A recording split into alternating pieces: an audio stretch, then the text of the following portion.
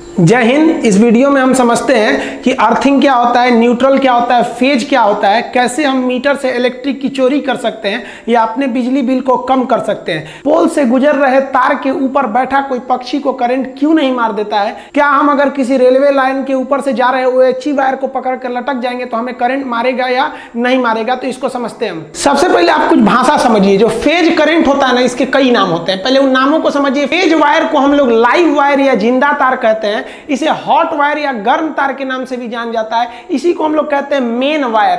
अब दूसरा हो जाता है न्यूट्रल। न्यूट्रल को हम लोग कोल्ड वायर कहते हैं या इसे ठंडा तार कहते हैं। अब इनका काम क्या होता है। फेज वायर उसे कहते हैं जो करंट को ले आ रहा है, और न्यूट्रल उसे कहते हैं जो करंट को ले जा रहा है। यही दो चीजें होती हैं। और अर्थ होता है एक अलग चीज होता है। ये भी एक तरह का न्यूट्रल है, ये सेफ्टी के लिए ही लगाया जाता है। उसको हम आगे समझाएंगे। अभी यही मेन समझिए।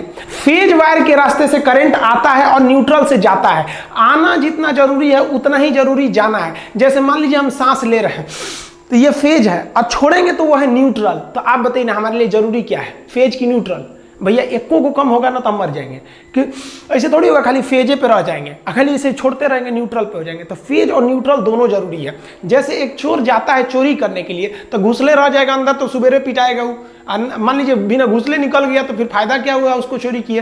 तो चोर जाने का रास्ता वो फेज, और जिधर से कूद के भागेगा वो न्यूट्रल। दोनों जरूरी है, फेज और न्यूट्रल। तगड़ा कौन मारता है भैया, दोनों बराबर है। सुरक्षा के लिए हम फेज तार को हम रेड कलर से रंग देते हैं, और जो न्यूट्रल होता है इसे किसी अन्य कलर से रंग दिया जाता है। अर्थिंग वायर को हमेशा हम हरा रखते हैं। अर्थिंग को लास्ट में समझेंगे। यहाँ देखिए, ये लाल वाला तार फेज के लिए हो सकता है, ये न्यूट्रल में आप किसी को भी यूज कर सकते हैं, लेकिन याद रखिएगा हरा तार का प्रयोग हमेशा अर्थिंग में करते हैं। देखिए, जब तक आपके पास न्यूट्रल नहीं रहेगा ना, आपको बिजली का झटका नहीं लग सकता है। करंट कहता है कि हम चले जाएंगे, जैसे हमको लौटने का रास्ता मिल गया तभी हम करंट मारेंगे। अगर लौटने का रास्ता नहीं है ना तो हम करंट मारेंगे ही नहीं मारेंगे। तो जो ट्रांसमिशन लाइन आ रही होती है इसमें न्यूट्रल जानबूझ के नहीं दिया जाता है कि गलती से भी कोई इसे टच कर जाए तो उसे केवल फेज मिले। अगर न्यूट्रल दे देंगे तो लौटने का रास्ता मिल जाएगा, उसे करंट मार देगा। इसमें देखिएगा यहाँ पर पक्षी बैठे हुए हैं, इन पक्षियों को करंट नहीं मारेगा क्योंकि ये केवल फेज पर बैठे हैं। न्यूट्रल मिलेगा तभी मारेगा। यहाँ इस पक्षी को देखिए, इसमें भी देखेंगे एक फेज है, ये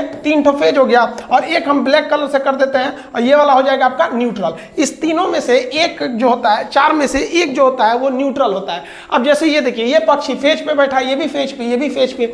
2 फेज वगैरह फेज पे बैठने से कभी करंट नहीं मारेगा, लेकिन जैसे ये न्यूट्रल पे टच हो जाएगा इसको करंट मार देगा। जैसे यहाँ देखिए ना, ये बकलोलवा को ये क्या किया है, अपने पंजा से इसको पकड़े हुए है और ठोड़ से, चोंच से इसको पकड़ लिया है।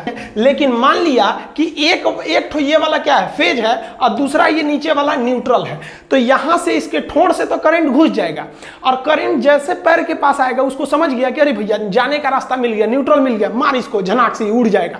या फिर ऐसा भी हो सकता है कि नीचे वाला फेज हो, ऊपर वाला न्यूट्रल, तो नीचे पैर के रास्ते करंट घुस जाएगा और ठोड़ के रास्ते से देख लेगा कि जाने का रास्ता है तो मार देगा इसको, इस ससुरा मरेगा ये। अगर ये फेज और न्यूट्रल पर बैठा है तब देखेंगे तो एक कौवा यहां बैठा हुआ है, ये कौवा फेज पर बैठा हुआ है तो इसको करंट नहीं मारेगा क्योंकि न्यूट्रल नहीं है इसके पास। लेकिन ये आदमी को देखिए, बकलोलवा को, अपने जमीन पर खड़ा है तो जमीन से इसको न्यूट्रल मिल जाएगा क्योंकि करंट को जाने के लिए न्यूट्रल जमीन है। सबसे बड़ा न्यूट्रल जो होता है वो जमीन होता है। तो ये तो न्यूट्रल ऑलरेडी है, और इसके ऊपर से ये किसी लोहे के छड़ द्वारा इसको छू दिया है। तो ये तो छू के ले आया है किसको, ये तो लेके आ रहा है फेज को। अपने पैर जमीन पे खड़ा है, मिल गया न्यूट्रल, फेज न्यूट्रल मिल गया, मारेगा इसे, चुरा मरेगा ये। देखिए, रेलवे का जो ओवरहेड इक्विपमेंट OHE वायर गया रहता है, अगर आप इस वायर को पकड़ के लटक जाते हैं तो आप तो केवल एक फेज बन गए। मतलब करंट जो है वायर से आपके शरीर में आ गया है, लेकिन आपको झटका नहीं मारेगा क्योंकि झटका मारने के लिए उसको चाहिए न्यूट्रल। आपको न्यूट्रल नहीं है। आप कहेंगे तो ट्रेन कैसे चल जाती है, तो ट्रेन जो होती है ऊपर से लेती है फेज, और उसके रास्ते उसके मोटर में आता है करंट, और चक्का जो होता है उसके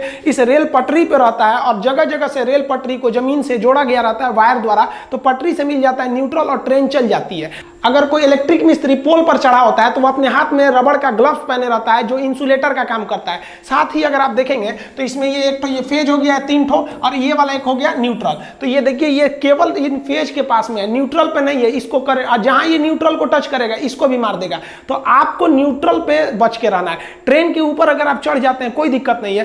ट्रेन के ऊपर चढ़ के अगर OHE को पकड़ लिए तब तो मारेगा ही आपको, क्योंकि ट्रेन जो है वो जमीन से टच में, आपको मिला है न्यूट्रल और ऊपर से ले लिए फेज, आपको उड़ा देगा, उड़ जाएंगे आप तुरंत। लेकिन अगर आप लटक के झुलवा झूल रहे हैं तो कोई दिक्कत नहीं है, आप झुलवा झूलिए, किसी पे इस पे झूलिए, लेकिन याद रखिए झूला झूलते समय ना अगर आप न्यूट्रल पे टच हुए ना तो झुला देगा अच्छा से। कोई इलेक्ट्रिक मिस्त्री आपके घर काम करने आता है तो होशियार रहता है ना, तो वो दस्ताना पहन लेता है रबड़ का ताकि करंट ना आ पाए। अब इसको देखिए, ये होशियार है, और ये बकलोलवा को देखिए, ये ऐसे ही नंगे हाथ से ऐसे छू रहा है और ये पकड़ लिया फेज वगैरह को। अब देखिए ये क्या करते हैं, ऐसे होशियार होते हैं ऐसे इलेक्ट्रिक मिस्त्री, चप्पल उतार देते हैं ऐसे और चप्पल के ऊपर खड़े हो जाते हैं। जानते हैं सब कि चप्पल पहनेंगे तो कहीं हल्का सा भीगा हुआ होगा तो ग्राउंड पे टच होने की संभावना ज्यादा रहती है, तो उतार के ऊपर बैठ जाते हैं सब कि नीचे तो ग्राउंड में टच नहीं होंगे। अब काम कर रहे होते हैं सब, तो ये टच भी कर लेते हैं ना तो फेज आ गया इनके शरीर में। अब इनका शरीर भी एक तरह से फेज बन गया है, लेकिन चप्पल के ऊपर खड़े हैं तो इन्हें करंट नहीं मारेगा। और बाकी लोगों से कह देते हैं कि बाबू हमको टच मत करना है, क्योंकि जानते हैं कि बबुआ अगर टच करेगा तो वो जमीन पे खड़ा है, वो बन जाएगा न्यूट्रल और उड़ा देगा उसको। तो अगर आप उसको टच कर लेते हैं तो वो तो था फेज, आप जैसे इसको टच किए हैं आपका पैर जमीन पे है और अगर जमीन के संपर्क में आ गया, नंगे पैर हैं आप या फिर भीगा हुआ है तो फिर मार देगा, वो हो जाएगा जाने का रास्ता न्यूट्रल। अब जमीन हो गया न्यूट्रल और तार हो गया आपका फेज, और आप मिस्त्री और वो दोनों लोग क्या हो गए, बॉडी बन गए लोग, आप लोग को उड़ा देगा। तो ये मिस्त्री जो है ये देखिए ये होशियार भी है, स्मार्ट भी है, इससे जुड़ा कर्मफोर है। अर्थिंग समझिए क्या होता है। अर्थिंग का यूज केवल सेफ्टी के लिए किया जाता है। जैसे मान लीजिए कि यहां से करंट आ रहा है तो रेड वाला फेज है वो ला रहा है और न्यूट्रल है ब्लैक वाला, तो आप इसमें से इसको खोसिएगा तो करंट लेके आएगा और करंट इस फ्यूज में गया है। तो देखिए यहां से तो रेड वाला करंट है, ये तो आ गया फेज और इसको चालू कर देगा फ्रिज को और लौटने का रास्ता ये न्यूट्रल से ये लौट जाएगा। लेकिन जब कभी कोई इक्विपमेंट ज्यादा काम कर देते हैं, पुराने हो जाते हैं, तो हो सकता है कि यहां पर तार कहीं घिस गया हो पुराना होने से और घिसने के बाद इसके बॉडी से टच हो गया हो। अगर इसके बॉडी से टच हो गया है तो देखिए ये आ रहा है तो फेज और लौटने के लिए न्यूट्रल भी है, लेकिन कुछ यहां लीकेज करंट भी है। सब लीकेज करंट होने की वजह से ये जो फ्रिज है ये एक तरह का आपका फेज बन गया है। अभी देखिए इसे सूरी जा रही है खोलने के लिए, जैसे खोलेगी तो ये जो है इसके पे क्या चलाएगा, करंट आ जाएगा, आई उधिया जाएगी। इसका जमीन पे पैर टच है, जूता पहनी है, ये उतार देते हैं जूता, इसका जूता उतार दिए। अब देखिए ये नीचे है, इसका तो संपर्क हो गया नीचे से, अब यहां से जो करंट आया था वो न्यूट्रल में तो चला गया, लेकिन लीकेज करंट जो था इस फ्रिज के रास्ते से इस सूरी की बॉडी में चला आया और इसका पैर नीचे था, इसलिए इसको जाने का भी रास्ता मिल गया, इसको मारेगा ये उधिया जाएगी। तो इस लीकेज करंट से बचने के लिए हम चाहते हैं कि जिस तरह से फेज को लौटने के लिए एक न्यूट्रल था, उसी तरह लीकेज करंट को लौटने के लिए भी कोई ना कोई रास्ता होना चाहिए। तो लीकेज करंट को लौटने के लिए जो रास्ता होता है उसे हम कहते हैं अर्थिंग। जैसे मान लीजिए कि इसी फ्रिज से यहां एक वायर को ले आके जमीन में ऐसे कर देते तो वो क्या हो जाता है, अर्थिंग हो जाता है। अर्थिंग का साइन ऐसे ही बनाया जाता है, बड़ा से छोटा करते हुए जाया जाता है, अर्थिंग करंट। अब इससे क्या होगा, जो फेज आया था वो न्यूट्रल से चला गया और लीकेज करंट जो था इस फ्रिज का इस वायर के रास्ते अर्थिंग में चला जाएगा। अब आप कहेंगे कि सर तब तो हर सामान में एक उसमें खोद करिए और उसमें एक तार बांध के जगह जगह घर फोड़ के उसको अर्थिंग करिए, घरे खराब हो जाएगा ये अर्थिंग से। तो देखिए अर्थिंग सेफ्टी देता है, इसको कहां लगाया जाता है।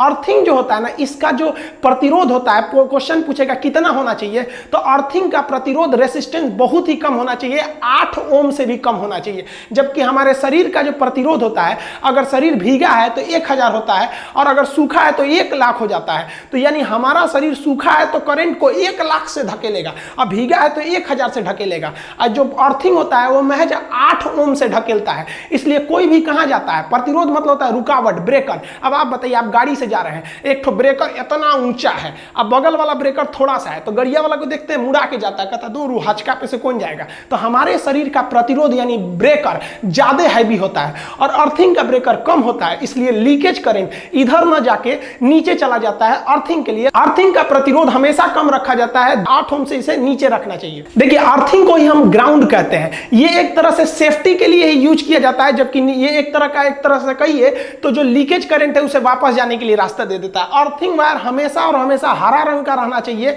इसे 10-15 फीट जमीन के अंदर गाड़ दिया जाता है, एक प्लेट को, तांबे का प्लेट, और उससे एक ठो रॉड निकाला जाता है, उसमें कोयला, चारकोल, नमक को डाल दिया जाता है ताकि अच्छे से गल के उसमें वहां पे मॉइस्चराइजर बनाया रहे। और उसके बाद एक रॉड निकाल दिया जाता है। रॉड से क्या किया जाता है कि एक रॉड से एक हरे रंग का अर्थिंग वायर को लाते हैं और इस अर्थिंग वायर को ले आके ये जो एक्स्ट्रा ऊपर वाला छेद दिया रहता है ना, इसी में जोड़ देना चाहिए अर्थिंग वायर को ले आके। इससे क्या फायदा होगा, देखिए मान लीजिए ये आपका फ्रिज है, इस फ्रिज से हम सप्लाई ले आ रहे हैं, तो इससे 3 ठो सप्लाई लाना चाहिए। कौन कौन सा, एक हो गया फेज का, एक हो गया न्यूट्रल का, और एक हो गया लीकेज करंट के लिए। अब आपसे पूछेगा लीकेज करंट की सप्लाई कहां से देनी जानी चाहिए, तो किसी भी लोड यानी जो मशीन है आपका फ्रिज कूलर जो भी है उसकी बॉडी से टच कराकर एक आपको अर्थिंग ले आना चाहिए। अब इसको तीनों में जोड़ देना चाहिए, एक जुड़ गया फेज में, एक जुड़ गया न्यूट्रल में। देखिए यहां रेड वाला जो है वो फेज करंट आ रहा है और काला वाला जो है वो है आपका न्यूट्रल। अब मान लीजिए इस पे जो लीकेज करंट है उसको हम हरे रंग के तार से लाएंगे, यहां बोर्ड भी हरा है इसलिए हरा चलेगा नहीं, हम इस पे सफेद कर दे रहे हैं, तो लीकेज करंट को सफेद रंग से ला रहे हैं और यहां ऊपर वाले में जोड़ दे रहे हैं।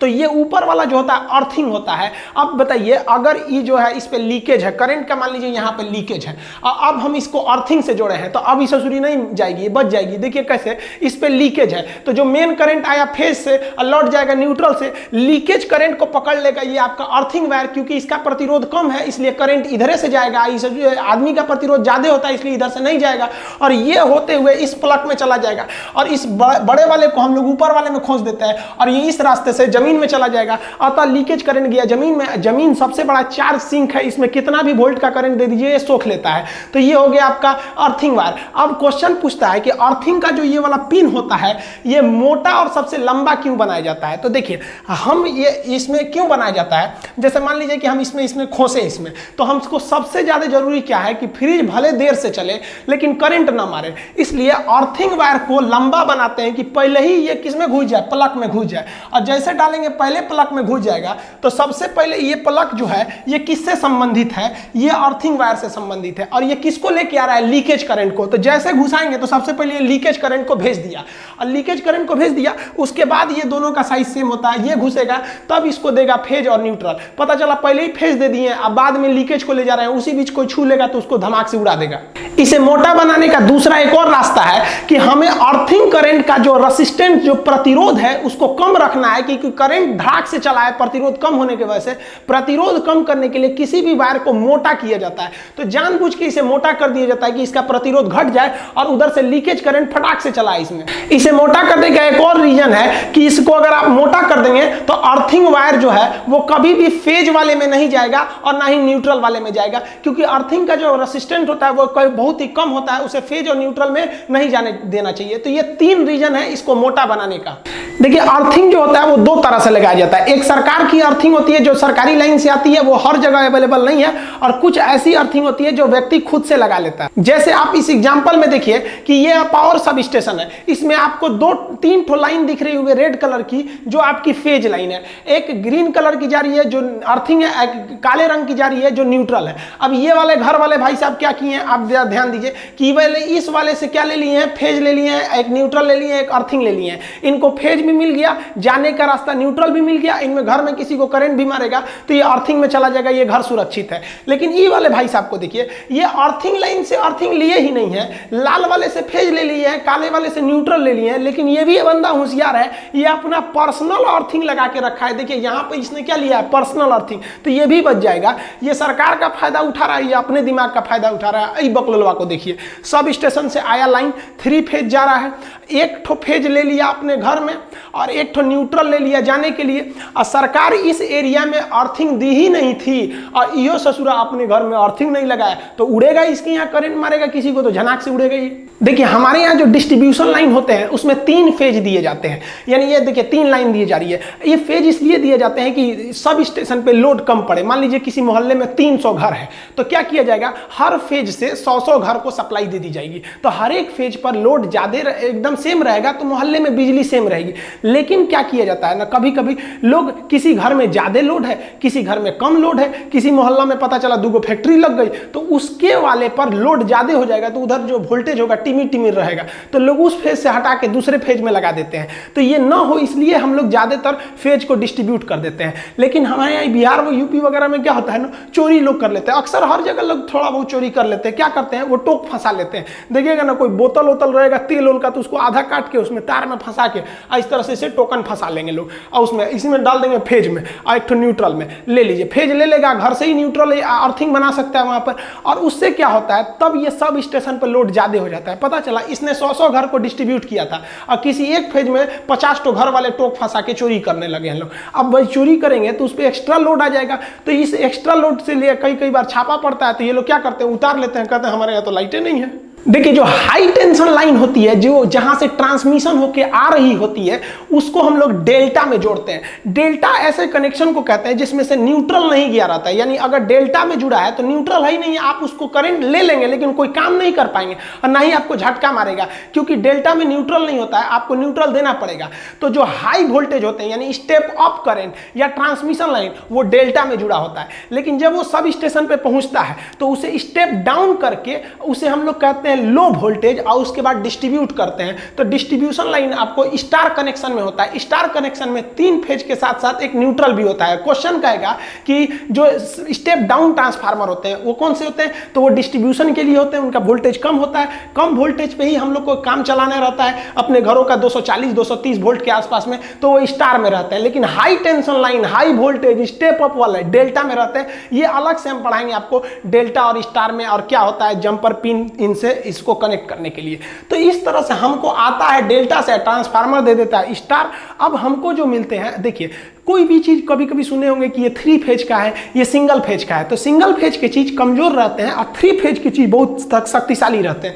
जैसे यहां से देखिए आपको 3 लाइन जा रही है, आर बाई बी, ये फेज को दर्शाते हैं, एन से हो गया न्यूट्रल। तो ये पंखा जो है एक नीले रंग का फेज लिया है, एक काले रंग का न्यूट्रल लिया है, तो न्यूट्रल कॉमन बना दिया जाता है, एक ही रास्ता हो जाता है निकलने के लिए। तो ये पंखा कितने फेज का है, 1 फेज का। ये लाइट को देखिए, ये पीले वाले से लिया है फेज और काला वाले से न्यूट्रल, सबके लिए एक ही न्यूट्रल है काला वाला, तो ये भी सिंगल फेज का है। आप इस सॉकेट को देखिएगा तो इसमें लाल वाले से एक ठो ले लिया है फेज और काला वाले से लिया है न्यूट्रल, तो ये भी कितने फेज का है, सिंगल फेज का। लेकिन मोटर को बहुत ज्यादा मेहनत करना होता है, उतना पानी को 5 तल्ला पे चढ़ाता है टंकी पे, तो सिंगल फेज पे उतना शक्ति नहीं हो पाएगा। तो इस ससुरा को देखिए 3-3 को फेज ले ले है, लाल वाले में से पीला, नीला, आर वाई बी तीनों फेज ले लिया है। फेज को हम लोग कोड भाषा में आर वाई बी कहते हैं, और एक तो न्यूट्रल लिया है। तो ये मोटर कितना फेज का है, 3 फेज का मोटर है। अब इसीलिए लोग कहते हैं ससुरा मोटर से करंट मारता है तो उड़ाइए देता है।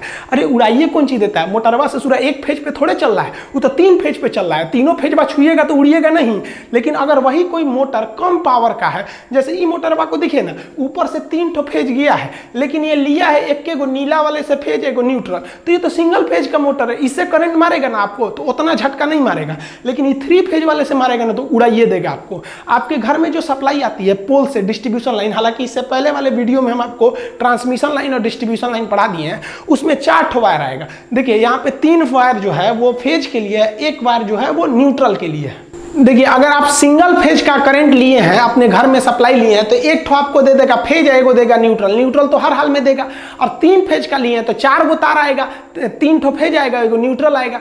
तो अब आप कहेंगे कि सर हम फेज लेते हैं और जला के न्यूट्रल से भेजते हैं, तो आप जैसे मान लीजिए यहाँ से लिए पोल पे से आपके मीटर में आया है 1 फेज 1 न्यूट्रल, और इधर से निकलेगा आपके घर में 1 फेज और न्यूट्रल, तो फेज से करंट जाएगा, न्यूट्रल से आएगा, मीटर को होते हुए पोल पे जाएगा। आप सोचेंगे ससुरा पोलवा पे से कहाँ चल जाता है, तो पोल पे से वो जाता है ट्रांसफार्मर के पास, और ट्रांसफार्मर में एक तार द्वारा उसे ग्राउंड करके अंदर भेज दिया जाता है। तो न्यूट्रल और ग्राउंडिंग में ज्यादा का अंतर नहीं है, ये अपने घर नहीं ले जाता है, वही ट्रांसफार्मर तक ले जाता है, वहां से ग्राउंड कर देता है। अब बिजली चोरी कैसे करते हैं लोग, देखिए मान लीजिए आपका सिंगल फेज का मीटर है, तो 1 फेज ले लिए, 1 न्यूट्रल ले लिए, तो ये इनपुट है, आउटपुट आपके घर में जाएगा 1 फेज 1 न्यूट्रल। तो चोरी करने वाला क्या करता है कि यहाँ से फेज ले जाता है और न्यूट्रल को बीच में रोक देता है, किसी कमरा के पास जाके न्यूट्रल को काट के टेप चिपका देता है।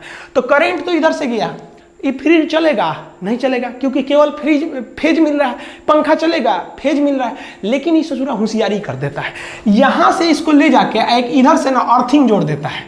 अब बताइए, जाने का रास्ते को ही ना न्यूट्रल कहते हैं, तो आया फेज और न्यूट्रल ना जाके ग्राउंड में चला गया, तो ये पंखवा तो चलिए जाएगा, उस ससुरा को सेफ्टियो मिल जाएगा, चलियो जाएगा। तो इससे जो है मीटर की रीडिंग नहीं उठ पाती थी। अब मीटर लोग खूब लगा देते थे, अब बिजली नहीं आता था, तो सरकार इससे परेशान थी, तो सरकार ने ना उसकी जगह पे ले दिया डिजिटल मीटर। अब अगर आप डिजिटल मीटर लगा देंगे और सोचेंगे कि इस तरह से बीच में न्यूट्रल को काट के बाईपास कर दे हम, किसके थ्रू, अर्थ के थ्रू, तो इस ससुरा जो है ना, इस पे जब रीडिंग लेने आएगा तो इस पे बटन होता है, कोंचता है, जो देखता है कितना वोल्टेज उठा रहे हैं, कितना एम्पियर उठा रहे हैं, कितना बिल आया है, तो उसमें वो बता देगा कि ससुरा न्यूटरवा काट दिया है क्योंकि करंट जा रहा है, आ नहीं रहा है, फाइन मारिए इस पे, तो उल्टा और फंस जाइएगा। तो ये वाला जमाना ये उस मोटर पे रहता था जिसमें एगो पट्टी घूमती थी, लेकिन ये डिजिटल में ये काम नहीं आएगा। तो अभी के समय बिजली बिल को कम करने के लिए हावेल्स या बड़ी बड़ी कंपनियों का पावर सेविंग यूनिट आता है। आप एक मशीन टाइप का होता है, इसे लगा दीजिएगा तो ये बिजली को कम कर देता है। ये कैसे कम करता है? तो एक्चुअली ये पावर फैक्टर को